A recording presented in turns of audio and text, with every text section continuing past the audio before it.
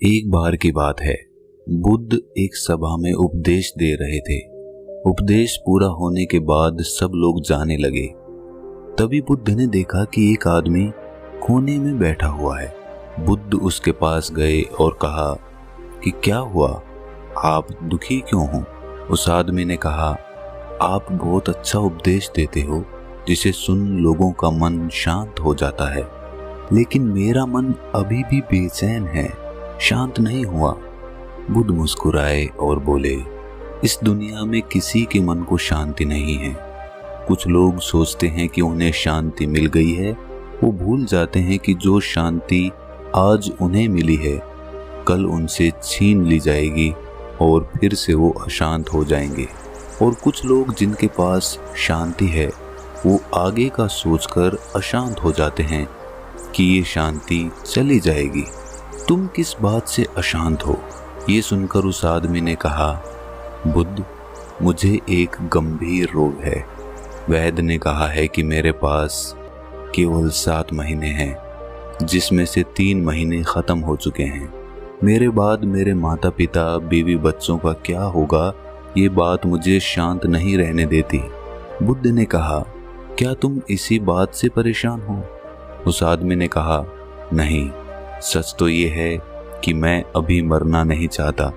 मेरे अंदर मौत का डर बैठ गया है। बुद्ध ने कहा, मरना तो एक ना एक दिन सबको ही है, ये बात सब जानते हैं। मृत्यु को तो कोई नहीं चाहता। बहुतों को तो ये भी नहीं पता कि उनकी मृत्यु कब होगी।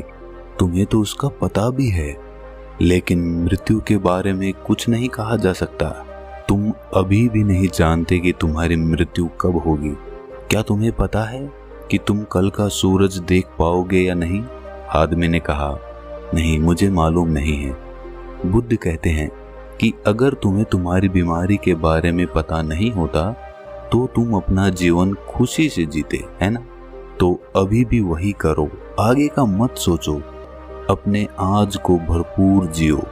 जो जीवन शेष है उसे खुशी से जियो। जो मिल रहा है उसे स्वीकार करो। वो आदमी बोला, अभी तो मैं केवल 35 वर्ष का हूँ। मैंने अपना जीवन ठीक से देखा तक नहीं है।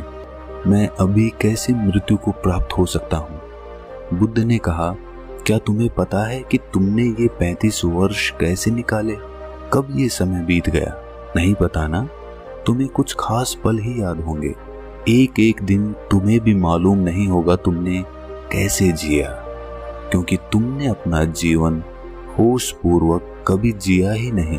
अगर तुमने अपना जीवन होश में जिया होता तो ये 35 वर्ष तुम्हारे लिए 35,000 वर्ष के बराबर होते और प्रत्येक दिन तुम खुशी से जीते। लेकिन तुमने सारा समय नष्ट कर दिया और अब मृत्यु के समय भाग रहे हो। जीवन और मृत्यु दोनों ही उपहार हैं। उस आदमी ने कहा, मैं आपकी बात समझ नहीं पा रहा।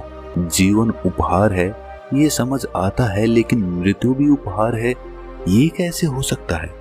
जब ये आदमी और बुद्ध बात कर रहे थे तभी उस आदमी के पिता वहां पर पहुंच गए और उनकी बातें सुनी। बुद्ध ने कहा, वास्तव में मृत्यु जागरण है। तुमने अपने जीवन के 35 साल जिए, लेकिन कभी भी जीवन के बारे में विचार नहीं किया। लेकिन मृत्यु की आहट से तुम जीवन के बारे में विचार करने लगे। मृत्यु का यही काम है, ये जीवन को जागरण की तरफ ले जाती है। अगर मृत्यु ना होती तो आदमी जीवन जीने तक अंधेरे में ही रहता और कभी भी रोशनी की तरफ नहीं बढ़ता। इसके बाद बुद्ध ने पूछा, क्या तुम्हें जन्म से पहले का कोई ज्ञान है? आदमी ने कहा, नहीं, मुझे जन्म से पहले का कोई ज्ञान नहीं है। बुद्ध ने कहा, जैसे तुम्हें जन्म से पहले का कोई ज्ञान नहीं है, ठीक उसी प्रकार तुम्हें मृत्यु के बाद का भी कोई ज्ञान नहीं है, इसलिए तुम डरे हुए हो। तुम अपने जीवन के शेष दिन खुशी से जियो और ध्यान करो, तब तुम जीवन को समझ जाओगे।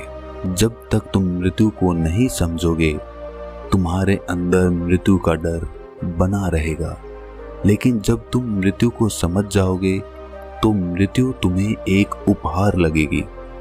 बुद्ध की बातें सुन उस आदमी के पिता ने कहा, आपकी बातें सही हैं, लेकिन आप मृत्यु को हमारे लिए उपहार बता रहे हैं, लेकिन वो हमारे लिए उपहार कैसे है? अगर मान भी लें कि मृत्यु उपहार है, तो एक ना एक दिन मृत्यु आने के बाद ये उपहार भी छिन जाएगा। इस पर बुद्ध ने उसके पिता से पूछा, क्या तुम्हें कभी किसी ने कोई उपहार दिया है? हाँ, मेरी बेटी ने मुझे दिया था। बुद्ध ने पूछा, अब वो कहाँ है? वो गांव में आई एक बाढ़ के साथ बह गया और नष्ट हो गया। बुद्ध ने कहा, क्या इससे तुम्हारी बेटी के प्रति तुम्हारा प्यार कम हुआ? पिता ने कहा, नहीं, वो पल मुझे आज भी याद है जब मेरी बेटी ने मुझे वो उपहार दिया था। वो उपहार मैं कभी नहीं भूल सकता। वो मेरी बेटी ने मुझे पहली बार दिया था। वो हमेशा मुझे याद रहेगा। इस पर बुद्ध ने कहा, ठीक इसी प्रकार तुम्हारा बेटा भी तुम्हारे साथ रहेगा। उसके जाने के बाद आपने कितना जिया ये मायने नहीं रखता। खास बात यह है कि हम जो जीवन जीते हैं उसे पूर्ण रूप से जागृत होकर जीना चाहिए। उस आदमी ने कहा, आप सही कहते हैं, लेकिन मेरे बाद मेरे परिवार का क्या होगा? बुद्ध ने कहा, क्या तुम उनके लिए कुछ कर सकते हो? आदमी ने कहा, शरीर से तो मैं अब कुछ भी नहीं कर सकता। बुद्ध ने कहा, फिर जब तुम कुछ कर ही नहीं सकते तो उस बारे में क्यों सोच रहे हो? जो समय बचा है उसे पूर्ण रूप से जियो। इस दुनिया में कोई किसी के लिए कुछ नहीं करता, सबको खुद अपना जीवन जीना होता है। हमें बस ऐसा भ्रम होता है कि हम कुछ उनके लिए कर रहे हैं, लेकिन हम कुछ भी उनके लिए नहीं करते, खुद के लिए करते हैं।